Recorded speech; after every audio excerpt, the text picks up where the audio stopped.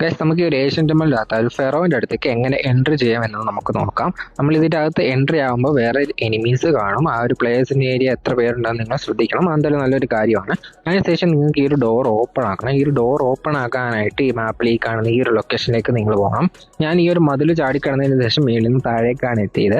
അതിനുശേഷം ഈ ഒരു യെല്ലോ ലൈൻ ഉണ്ടല്ലോ, കാണുന്ന ഈ ഒരു യെല്ലോ ലൈൻ നോക്കിയിട്ട് നിങ്ങൾ ഈ ഒരു മെക്കാനിസം ആക്ടിവേറ്റ് ആക്കണം. മൊത്തം 4 മെക്കാനിസം ഉണ്ട്. ആ ഒരു 4 മെക്കാനിസം ആക്ടിവേറ്റ് ആക്കിയാൽ ഈ ഒരു ഫ്ലോർ മേളിലോട്ട് ചെല്ലുന്നതായിരിക്കും. ഈ ഒരു മേളിലോട്ട് ചെന്ന് കഴിഞ്ഞാൽ അവിടുത്തെ ആ ഒരു ഡോർ ഓപ്പൺ ആവുന്ന നിങ്ങൾക്ക് കാണാനായിട്ട് പറ്റും. നമ്മൾ ഓപ്പൺ ആക്കിയാലും എനിമി ഓപ്പൺ ആക്കിയാലും അതിൻ്റെ അകത്തേക്ക് ആൾക്കാർക്ക് കയറാനായിട്ട് സാധിക്കും.